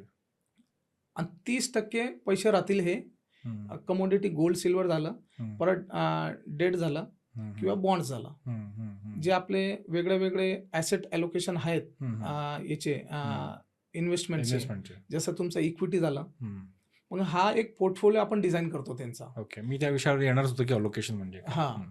मग त्यातच आपण हे जे एखादा माझ्याकडे 50 वर्षाचा क्लायंट आला, हं. मग त्यानुसार आपण त्याचं 50% आपण त्याचं तर 70-80% आपण इक्विटीमध्ये नाही टाकू शकत. हं. ठीक आहे. मग त्याचं आपण 50% इक्विटीमध्ये टाकतो हं. आणि बाकीचे 50% त्याच्याचं डेटमध्ये राहील किंवा बॉन्डमध्ये राहील, एफ-डीमध्ये राहील. या प्रकारे आपण समोरच्याचं इन्व्हेस्टमेंट करतो. ओके. आणि आता एक वेगवेगळं सिनॅरिओ घेऊयात. जसं तुम्ही एक 25 ते 30 वर्षाचं उदाहरण दिलं. आता काही मंडळी रिटायरमेंट स्टेजला आहेत. हं, 6वे हं. वेतन आहे, 7वे वेतन आहे. एक चांगला बक्कळ पैसा बरोबर, मिळतो बरोबर, रिटायरमेंटला. बरोबर. त्यांना जर ह्या महाकुंभामध्ये जर एंट्री करायची असेल, ठीक आहे, तर तुम्ही त्यांना काय सजेशन देऊ शकाल? जेव्हा रिटायरमेंट लोकं माझ्याकडे येतात, हं. ठीक आहे, त्यांच्याकडे मोठा पैसा असतो. हं. रिटायरमेंट त्यांची जी ग्रॅज्युएटी असते, पी-एफ असतो, तो त्यांचा जो मेहनतीचा पैसा असतो. हं. म्हणजे सर्वात अगोदर रिटायरमेंट जो मनुष्य येतो माझ्याकडे, त्याची इन्व्हेस्टमेंट म्हणजे ही खूप क्रिटिकल असते. का? क्रिटिकल कशामुळे? का हा जो पैसा आहे, हं. हा तो त्याचा शेवटचा पैसा आहे. हं. त्याच्याकडे आता पुढे पैसे येणार नाही. हं. हं. त्यामुळे त्याची जी केस असते, हं. ती एकदम सेन्सिटिव्ह असते. हं. त्यामुळे आम्हाला याच्यावर व्यवस्थित काम करावं लागतं. ओके. ठीक आहे. मग एखादा रिटायरमेंट व्यक्ती माझ्याकडे आला, मग त्याआधी त्याचं मला पोर्टफोलिओ ॲलोकेशन करावं लागतं. ठीक आहे. काही रिटायरमेंट जे व्यक्ती असतात, ते पेन्शनर असतात. हं. हं. हं. त्यांना मंथली पेन्शन येते. म्हणजे त्यांचं 25-30 हजार जी पेन्शन असेल, ती पेन्शन येते आणि काही व्यक्ती असे असतात का त्यांना पेन्शन नाही आहे. बरं. हं. काही असे सेक्टर आहेत आपल्याकडे आहेत का ना, त्यांना त्यांना पेन्शन पेन्शन नाही नाही आहे. आहे. ठीक आहे. बरं. मग त्यांच्याकडे 50-60 लाख रुपये एक कॉर्पस असतो कॉर्पस चांगला. असते. मग त्यामध्ये आपण त्यांचं असं ॲलोकेशन करतो का अगोदर आपण त्यांना विचारतो, सर्वात मेन म्हणजे तुमचे डिपेंडंट किती आहेत घरात. हं. हं. मुलं आहेत, ते ऑन जॉब आहेत, हं. शिक्षण करताय. हं. ठीक आहे. त्या गोष्टी त्यांना विचारल्या जातात. मग ते विचारून त्यांचा डाटा काढला जातो. हं. ते झाल्यावर हजबंड वाईफ असतील ते, मग त्यांचं आपण पोर्टफोलिओ ॲलोकेशन ठेवतो. मग त्याच्यामध्ये आपण त्यांना विचारतो का तुमचा इन्शुरन्स आहे का? हं. तुमचा मेडिक्लेम आहे का? हं. मग समोरच्या व्यक्तीने सांगितलं का मी जेव्हा जॉबला होतो, तेव्हा माझं मेडिक्लेम होतं. पण हं. आता मी रिटायर झालो, तर आता माझ्याकडे मेडिक्लेम नाही आहे. हं. तर ही गोष्ट लोकं थोडं चूक करतात हं. का ऑन जॉब असताना त्याच इन्शुरन्सला पूर्ण लाईफ काढून घेतात.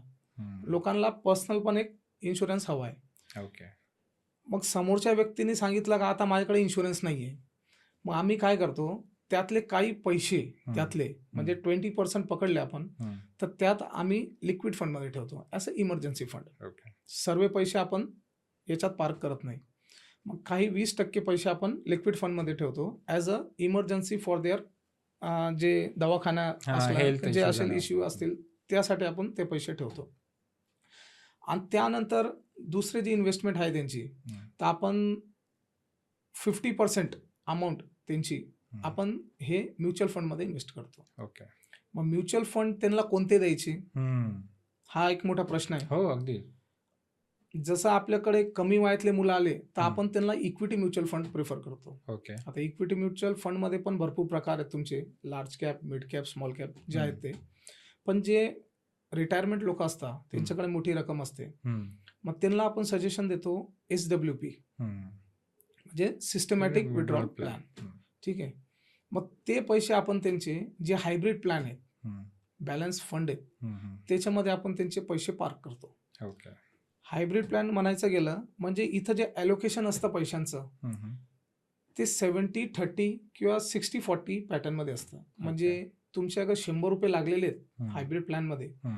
तर तुमचे ₹60 हे इक्विटीमध्ये पार्क होतील हं. आणि ₹40 तुमचे हे डेट फंडमध्ये होतील. म्हणजे okay. Corporate bond, government bond पकडा, आरबीआय हम्म. बॉन्ड पकडा, म्हणजे हम्म. जो बॅलन्स आहे तो एक हम्म. बॅलन्स राहील. हम्म. आणि आपण साधारणतः 5 ते 60% पर्यंत विड्रॉल त्यांना देतो हम्म. महिन्याला. मग तिथून त्यांचा जो महिन्याचा खर्च आहे तोही तो भागतो. एकदम कमर्शियल. आणि काही पैसे आपण त्यांचे गोल्डमध्ये ठेवतो. गोल्ड याच्यासाठी ठेवतो का गोल्ड हा एक हेजिंग डिव्हाइस आहे. जेव्हा तुमचं इक्विटी खाली येईल तर गोल्डवर जातं. तुम्ही आजच्या काळात बघताय आता मार्केट सिच्युएशन काय चालू आहे, हे जे वॉर सिच्युएशन आहे त्यात इक्विटी खाली आहे, गोल्डची किमती कुठं कुठं गेलाय. म्हणजे थोडं एक्सपोजर आपण गोल्डमध्ये बी ठेवतो, 10-15% गोल्डमध्ये ठेवतोय. म्हणजे ते हेजिंगसाठी इक्विटीला हेज करतात ते. आणि काही पैसा आपण त्यांचा इमर्जन्सी फंड, त्यांचं म्हणून पण हॉस्पिटलायझेशन काय आलं त्यासाठी ठेवतो. असं आपण ॲलोकेशन करतो. सो आता हे सर्व प्रकार झालेत याच्यात. तर आता आपण दुसऱ्या सेक्टरमध्ये असं करूयात की एक महिला उद्योजकांचं भरपूर प्रमाण आता वाढतं आहे, राईट? Yes yes. तर त्यांना किंवा तुमच्यासोबत कधी त्यांचं इंटरॅक्शन झालंय का की आता मी एक बिझनेस करते आहे आणि आता बिझनेस करताना मला बिझनेस वाढीसाठी पण काही पैसे पार्क करायचे आहेत आणि मला माझ्या फ्युचर भवितव्य सुद्धा एक सिक्युअर करायचं आहे. तर असे बरोबर. काही सिनेरिओ तुमच्याकडे आलेत का? किंवा जर असतील तर त्यांना तुम्ही कसं मार्गदर्शन कराल? हे बघा, जेव्हा माझ्याकडे महिला येतात, ज्या होम मेकर असतात किंवा गृहिणी असतात किंवा ज्या छोट्या घरून उद्योग करतात, जे घरी पापड, हे जे छोटे छोटे बिझनेस जे घरून चालतात ते बरेच करतात. पण महिलांचं म्हटलं आपण तर सेव्हिंग जी हॅबिट आहे, बचत, हे महिलांपेक्षा जास्त कोणी करू शकत नाही. ठीक आहे. आणि दुसरं म्हटलं तर सर्वात मोठा प्लस पॉईंट म्हटला त्यांच्यामध्ये पेशन्स हा पुरुषांपेक्षा महिलांमध्ये जास्त आहे. हे ॲग्री करू शकता तुम्ही. हो, अगदी. महिलांमध्ये पेशन्स जास्त आहे. तर त्यामुळे मी त्यांना हे सांगतो का जे तुमचे बिझनेस आहे, बिझनेसमधून जे पैसे येतात तुम्हाला महिन्याला, ठीक आहे, किंवा काही गृहिणी असतील, हाऊसवाईफ असतील, त्यांचे हस्बंडकडून जे त्यांना पैसे खर्चायला देतात ते दर महिन्याला, तिथून काहीतरी ते 100% बचत करता. ठीक आहे. ते पैसे तुम्ही म्युच्युअल फंड, SIP जो टूल आहे, SIP म्हणजे systematic investment plan. Systematic investment plan म्हणजे काय, तर याच्याबद्दल लोकांना थोडा गैरसमज आहे. लोकांना विचारलं इन्व्हेस्टमेंट, ते म्हणता आम्हाला SIP करायची आहे. मग SIP विचारलं तर त्यांना म्युच्युअल फंड आणि SIP याच्यामध्ये थोडं कन्फ्युजन असतं. तर SIP म्हणजे काय का तुम्ही सिस्टमॅटिकली एका तारखेला तुमची ठराविक अमाऊंट त्याच्यात इन्व्हेस्टमेंट करताय. म्हणजे SIP म्हणजे हा टूल झाला. ठीक आहे. मग आम्ही तेच सांगतो त्यांना, ज्या लेडीज असतील, का तुम्ही प्रत्येक महिन्याला जे तुमचे पैसे येतात बिझनेसद्वारे किंवा तुमची जी बचत होते 100, 200, 500 जी असेल तुमची, तर तुम्ही एखादा SIP प्लॅन घ्या. तुम्ही दर महिन्याला छोटी छोटी गुंतवणूक करा. अगदी 100 रुपयापासून आपण SIP चालू करू शकतो आता. तर तुम्ही 100 रुपयापासून SIP चालू करा. दरवर्षी तुमची बिझनेसला इन्कम वाढते किंवा तुमचं घरी तुमचं जे पैसे भेटताय त्याच्यात तुम्ही अजून जास्त बचत करताय. तुम्ही टॉपअप मारू शकता. हा, तुम्ही SIPला दर वर्षाला म्हणा कधी टॉपअप करू शकता. बरोबर. तर तुमच्यासाठी हा प्लॅन सर्वात बेस्ट आहे. का बरं, त्यांच्यामध्ये पेशन्स हा खूप असतो. ठीक आहे. तर तुम्ही जे डिसिप्लिन ठेवली, सातत्य ठेवलं, हळूहळू दर महिन्याला 500, 100, 1000 रुपये तुम्ही इन्व्हेस्ट करत गेले तर लॉंग टर्म मध्ये तुमची वेल्थ बनेल. म्हणजे माझं म्हणायचं असं का SIP पेक्षा बेस्ट टूल हा त्यांच्यासाठी नाहीये. बरं. इथे फार सुंदर मुद्दा एक तुम्ही उपस्थित केला की महिलांकडे संयम फार असतो. तो आताच नसतात की आपण जुन्याकडे जेव्हा आई आणि वडिलांकडे बघायचो तर आई आपली एक 10-12 गृहिणी मिळून ते बिशी चालवायची. हो. ठीक आहे. तर हे काही नवीन नाही आहे की महिलांकडे पेशन्स तो अगदी काळानुसार आलेला पार्ट आहे. आणि त्या बिशीमध्ये आता त्या बिशीचं रूपांतर किटी पार्टीत झालं, हा भाग वेगळा. तो आपण सोडून देऊ त्यावर लक्ष केंद्रित करण्यापेक्षा. तर म्हणजे ह्या पॉडकास्टमध्ये एक चांगला मेसेज पण जातो आहे की जेव्हा इन्व्हेस्टमेंटचा प्लॅन असतो तेव्हा जेव्हा एखादे फायनान्शियल ॲडवायझर तुमच्या घरी येतात तेव्हा महिलेचंही काम आहे की त्या चर्चेत सहभागी होणं. हो हो, हे बरोबर बोलले सर. आज तुम्ही प्रत्येक घरात बघणार ना, महिला प्रत्येक गोष्टी, पण जेव्हा फायनान्शियली डिसिजन घ्यायचे आहे घरात तेव्हा त्यांना पुढे केलं नाही जात. हा एक ड्रॉबॅक आहे प्रत्येक घरामध्ये. तुम्ही महिलांना पण त्यामध्ये इन्व्हॉल्व करा. आणि तुमच्या घराचं कल्चर असं पाहिजे. हं, आता जसे मुलं झाले, हं, त्यांना तुम्ही सर्व शिक्षण देताय. हं, ठीक आहे. सर्व सब्जेक्ट ते शाळेत त्यांना चालतात. सायन्स म्हणा, हिस्ट्री, जिओग्राफी जे आहे ते. पण जे एज्युकेशन आहे ना, हं, ह्या गोष्टीची जी लिटरसी आहे, हं, ती ना त्यांना शाळेत भेटते, ना हं, घरात भेटते. हं, ठीक आहे. जेव्हा पैशांचा विषय आला, हं, मुलं असले, तर हं, जे नवरा बायको आहे, ते हं, गप्प होऊन जातात. काही यांना हं, नाही सांगायचं. हं, पण जेवढं तुम्ही शेअर केलं, हं, घरात जे हं, वातावरण ठेवलं तुम्ही, हं, फायनान्शियल जे वातावरण ठेवलं, मुलांना जे बजेटिंग काय असतं, हं, हं, सेव्हिंग काय असते, कसे हं, पैसे कमवायचे, कमवायचं तर माहिती आहे सर्वांना, हं, पण सेव्हिंग करून त्यांना कसे वाढवायचे, हं. या गोष्टी बरेच घरात शेअर केले जात नाही आणि महिलांकडून पण शेअर नाही होत या गोष्टी. त्यामुळे या गोष्टीमुळे बऱ्याच घरांचं फायनान्शियल जे क्रायसिस म्हणतो आपण, हं, हं, हं. हे होतंय. कारण पैसा असा आहे एकमेव वाटत की तुम्हाला तो डिप्रेशन म्हणजे हं. डिस्ट्रेस करतो. ठीक आहे. पण अजून एक यामध्ये ना मला फार एक मोठी संकल्पना मांडायची आहे. यदा कदाचित मी चुकीचा असू शकेल, की जेव्हा आई-वडील मेहनत करतात, गुंतवणूक करतात, जेव्हा हा विषय येतो तेव्हा सर्वजण गप्प बसतात. हं. त्यांना कधी-कधी अशी एक भावना येत असेल का, की आपण इथे-इथे पैसे गुंतवलेले हे मुलांना सांगायला नको तर तो वाया जाईल हं, हं. किंवा तो उडवेल. हेही मी ऐकलेलं आहे. ठीक आहे. की बऱ्याच वेळेस काय होतात, काही काळापर्यंत आहे ना, त्याला ही गोष्ट लपवून ठेवल्या जाते. हं, हं. बरोबर. जोपर्यंत त्या त्या एजपर्यंत येत नाही ना, तोपर्यंत यदा कदाचित बराचसा इन्व्हेस्टमेंट प्लॅन त्या मुलांसमोर डिस्कस केला जात डिस्कस नाही. केला जात नाही. हो. राइट. सो यदा कदाचित आपण जर मागे राहिलो आहे, तर हे जर आपण खुलेआमप्रमाणे ते जेव्हा लहान असतील, त्यांच्यासोबत जर खुली चर्चा केली असती तर? अगदी राइट. बरोबर. कारण तुमचा मुलगा आणि तुमच्यामध्ये त्याचं जे सराउंडिंग असतं, सराउंडिंग आहे. याचा हं. फरक पडतो. हो, नक्की. राइट. तो कुठेतरी जर काहीतरी म्हणजे सर्व घरांमध्ये लहान मुलांमध्ये जर ही चर्चा खुलेआम जर झाली असती, तर यदा कदाचित पालकांनाही लहान मुलांपासून काहीतरी शिकायला मिळालं शिकायला असतं. भेटलं असतं. हो. आता असं नाही की बॉम्बे स्टॉक एक्सचेंज आणि शेअर मार्केट अगदी आत्तापासून आले. याला खूप वर्ष झाली. 1979 पासून आहे मग BSE. राइट. तेव्हा यदा कदाचित जर ही चर्चा त्याप्रमाणे खुलेआम जर झाली असती, तर आपण केव्हाच ग्रो झालो असतो. म्हणजे खरं अगदी आहे. एम-आर-एफचा शेअर झाला, की जे मोठे-मोठे शेअर जे अगदी स्वस्तात मिळत होते. स्वस्तात भेटत होते. राइट. तेव्हा लहान मुलांमध्ये स्कूलमध्ये जर ही चर्चा झाली असती, राइट. कारण आपण वेगळ्या-वेगळ्या स्ट्रॅटामध्ये येतो. कोणाचे वडील डॉक्टर असतात, कोणाचे मुलाचे वडील डॉक्टर असतात, कोणाचा सी असतो, सी कोणाचा काही असतं. असतो. जर त्यांनी जर ही चर्चा केली असती, तर यदा कधी लहान मुलांनी ती लगेच ॲक्सेप्ट केली, की "अगं मम्मी, आई, बाबा बघा असं-असं होतंय." ठीक आहे. तर तिथेही आपल्याला ती चर्चा पण ती चर्चा मुळात झालीच नाही. नाही झाली. घरात ही चर्चा घरात पण होत नाही हं, आणि इव्हन दो तुमच्या स्कूलच्या करिक्युलममध्ये पण ही गोष्ट नाहीये. हं, स्कूलमध्ये सर्व गोष्टी शिकवल्या जातात, पण जी एज्युकेशन आहे हं, फायनान्शियल बद्दल, हं, ती अजूनही मुलांना माहिती नाहीये. हं, हं, ठीक हं, आहे. आणि घरी चर्चा होत नाही. त्यामुळे जेव्हा मुलगा शिक्षण करून बाहेर पडतो, हं, जेव्हा नोकरीला लागतो, हं, तर त्याला कशी इन्व्हेस्टमेंट करायची, हं, कुठं करायची, या गोष्टी माहीत नसतात. हं. सो हे जे फ्रीडम मग पुन्हा अगेन आलं, की फायनान्शियल फ्रीडम. ठीक आहे. काही गोष्टींमध्ये फायनान्शियल फ्रीडम काही फॅमिलीज फार लवकर गेन करतात. ठीक आहे. काहींना काही वेळ लागतो. बरोबर. तर जेव्हा आपण म्हणतो, की नॉलेज आजूबाजूला सराउंडिंगमध्ये जर खूप वाहत असेल, तर त्याचा नक्की फायदाच होत असतो. हो. ही एक गोष्ट इथे फार मला नमूद करावीशी वाटते. जेव्हा तुमचा प्रवास सुरू केला ह्या ह्याच्यामध्ये राइट, तेव्हा तुमचा एक मसा पार्ट आहे, की तुम्ही आधी शिकलात आणि नंतर मग त्या महासागरात तुम्ही उडी मारली. उडी मारली. राइट. आणि आता इतरांना एज्युकेट करताय. राइट. ही फार चांगली बाब आहे. तर अजून पुढे काय तुमचे प्लॅन्स आहेत? काही पुस्तकाद्वारे काही तुम्हाला काही जगासमोर मांडायचं आहे का? की यदा कदाचित ते एक चांगलं माध्यम असेल, ह्या पॉडकास्ट नंतर लोकं तुम्हाला अप्रोच करतील. तर तुम्ही तसा काही प्लॅन केला आहे का? हो, हो. नक्की. आता आपलं पॉडकास्टच्या माध्यमातून मी सांगू इच्छितो. हं, मी फायनान्शियल फ्रीडमवर एक पुस्तक लिहिलंय. हं, हं, ठीक आहे. जसं माझं टायटल आहे, द हं, simple Indian guide for financial freedom. हं, म्हणजे त्यात मी आपले जे मध्यमवर्गीय कुटुंब आहेत, हं, जे साधारण लोकं आहेत, हं, त्यांना एकदम सोप्या भाषात हं, त्यांना कसं समजायला हवं. हं. त्यामध्ये एक पुस्तक आता लिहिलंय, जे माझं कदाचित ह्या महिन्याच्या एंडिंग किंवा पुढच्या महिन्यात पब्लिकेशन होणार आहे त्याचं. ओके.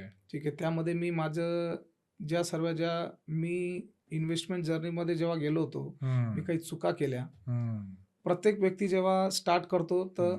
चूक होतात ही त्याच्याकडून. फार महत्त्वाची गोष्ट आहे, है की ना? एखादा माणूस स्वतःच्या चुका सांगतोय. हां, हां. राइट. जे तुम्ही पहिले आहात, की मी केलेल्या चुका त्या तुम्ही करू नका. हो.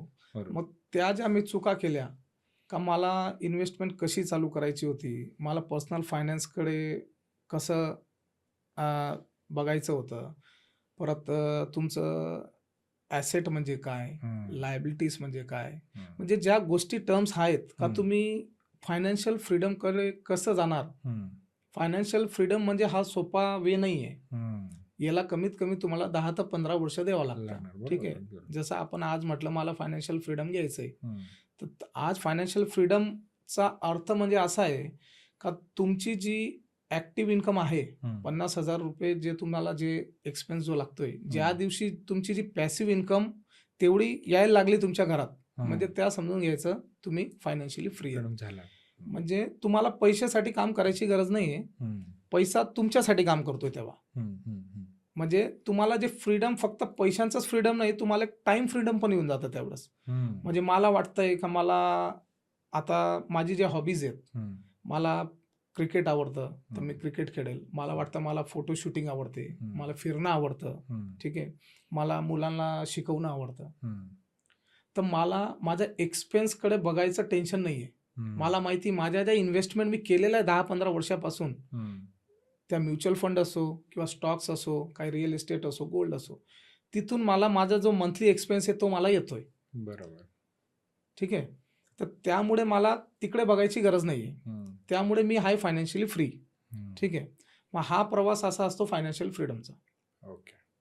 आता इथे एक आपण जेव्हा शेवटच्या टप्प्यावरती आलो आहे, तेव्हा मला असं एक नमूद करावं वाटतं की तुम्ही पुस्तक आणि ह्या माध्यमातून तर फायनान्शियल एज्युकेशन देणार आहात.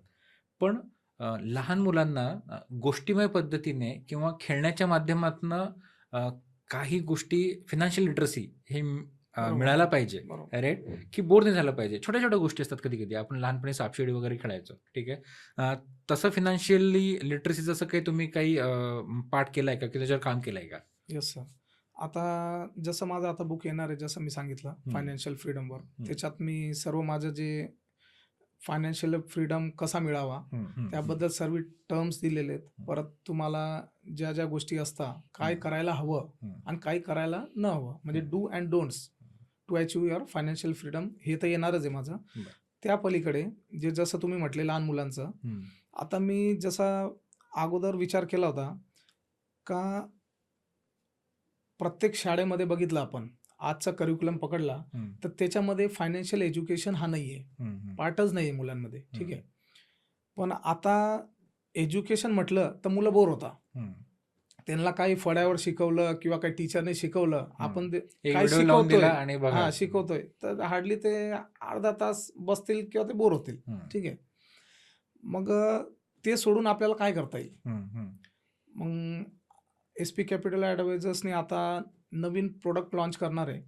लहान मुलांसाठी ते उपयोगी ठरतील. त्यामध्ये आम्ही फायनान्शियल लिटरसी कार्ड्स हा एक नवीन फंड आणलेला आहे. फायनान्शियल लिटरसी कार्ड्स म्हणजे त्यात 50 कार्ड असतील. ठीक आहे. त्यामध्ये वेगळे वेगळे टर्म्स असतील, जसं सेव्हिंग म्हणजे काय. ठीक आहे. त्या सेव्हिंगबद्दल लिहिलेलं आहे. त्याचा एक मस्त छानसा फोटो ठेवला जाईल. जसं तुम्ही बघितलं असेल एका पिगी बँकचा फोटो असतो, पिगवाला पिक्चरवाला, म्हणजे मुलांना ते थोडं अट्रॅक्शन देतं. मग तसा फोटो ठेवला जाईल. मग सेव्हिंग म्हणजे काय एकदम थोडक्या भाषात, म्हणजे त्यांना फक्त तेवढंच कळावं सेव्हिंग म्हणजे काय. परत त्याचं एक्झाम्पल, आपण आज एवढे पैसे सेव्ह केले तर पुढे आपलं काय होईल, आणि एक टिप. असे आम्ही 50 कार्ड तयार करतोय एका बॉक्समध्ये. मग त्यात तुमचं सेव्हिंगचं एक राहील, इन्फ्लेशन राहील. ठीक आहे. बजेटिंग राहील, इन्शुरन्स राहील, म्हणजे जे टर्मिनॉलॉजीज आहेत आपले फायनान्शियल सेक्टरमध्ये ते असे कार्ड आम्ही तयार करतो. म्हणजे ते कार्डमुळे काय होईल, जे लहान मुलं आहेत त्यांचं ते कार्डचे जे फोटो आहेत ते आहे ते थोडं अट्रॅक्शन आणि थोडं वेगळं आहे. जे तुम्ही जे बोर्डमध्ये शिकवता त्यात थोडं बोर होऊन जातात मुलं. तर थोडं एक नवीन आपण कन्सेप्ट आणलेला आहे का फायनान्शियल लिटरसी कार्ड्स हे एक आहे. आणि दुसरं तुम्ही बघता का लहान मुलं गेम्स खेळता, लुडो आहे, चेस आहे, हे तर आपण एक 1 करोड वेल्थ हा गेम आणलेला आहे. तो पण तुमचा जसा तुम्ही बोर्ड असतो, सापशिडी म्हणा किंवा लुडो म्हणा, त्याचा जो बोर्ड असतो तसाच अगदी बोर्ड राहणार आहे. आणि त्याच्यामध्ये वेगळे वेगळे टप्पे राहतील. ठीक आहे.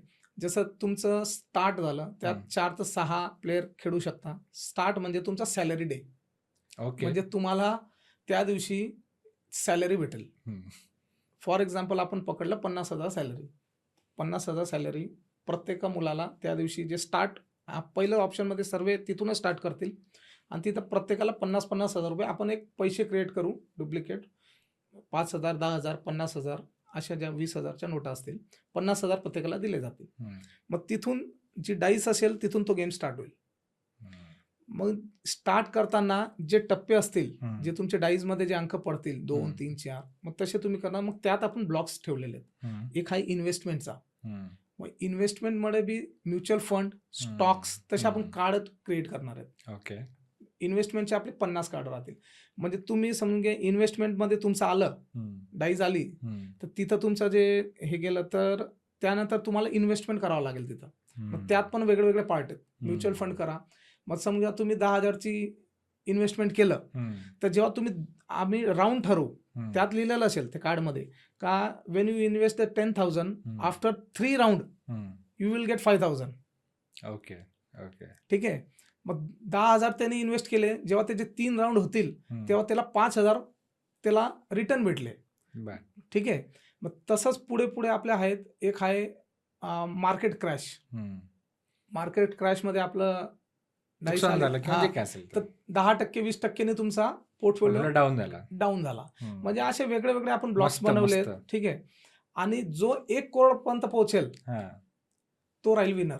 ओके. आणि त्यामध्ये आपण एक वर्कशीट तयार करणार आहे. त्याच्यामध्ये त्या वर्कशीटमध्ये सर्व लिहिलं जाईल का एका राऊंडमध्ये तुझ्याकडे तुझी नेटवर्थ किती आहे.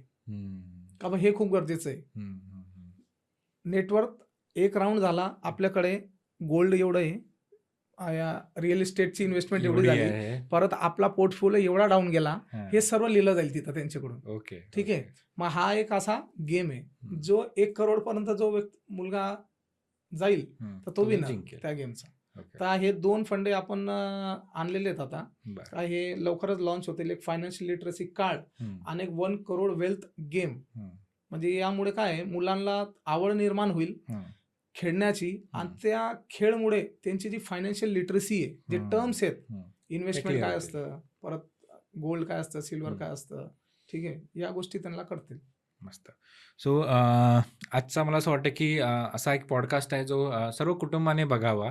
आपण आज संदीप पाटील सरांचं एक महत्त्वपूर्ण खूपच सुंदर असं मार्गदर्शन त्यांनी आपल्याला केलं, आपल्या सर्वांना केलं आहे. त्यामध्ये रिटायरमेंट स्टेजला जे आलेले आहेत, लहान मुलं, गृहिणी, उद्योजिका, ह्या सर्व पोर्टफोलिओ आहेत ना, त्यांनी फार सुंदररित्या कव्हर केलं आहे.